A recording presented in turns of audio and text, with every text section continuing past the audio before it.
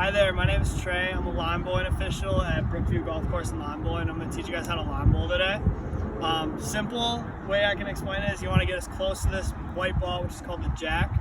And so you'd start out by grabbing your mat and placing it anywhere between these red stakes in the middle of the field.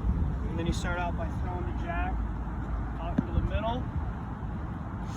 And then you would grab your team's color. So for example, if I was on the black team, I would then bowl first. And a couple things about the lawn bowling bowl itself is that there's two symbols on each side. This one's got a flower symbol. There's a smaller one and a bigger one. And the smaller symbol side is actually heavier. So it is going to curve that way. So for this example with the jack out in the middle, if I have my star or my flower symbol pointing to the left, it's going to curve that way. So I'm going to want to aim a little right. So here's an example.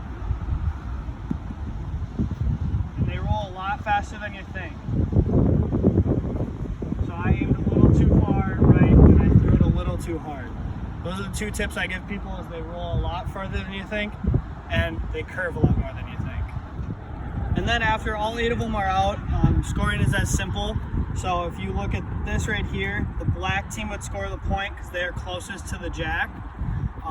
But say I had a really good round and I had 2 of my black team's colors closer than my opponent's blue team color, I'd get 2 points here. So only one team can score on each end, but you can earn up to 4 points. So for example, if all 4 of my black colors were ahead of this blue one, black would get 4 points here. But say it was like this, since the second closest ball is the blue one, black would only get 1 point here. So this cancels out those other 3 black ones. And then after you guys are done scoring, you'll pick everything up here and you'll start on this end and then you'll bowl again going back that way. And since black scored the point, they would then throw the jack and then bowl first. And so then on your scorecard, say the black team were to score 2 points, you'd put 2 on your scorecard and then your total would be 0. And then the blue team would put 0 points and then they would put a 0 for their total.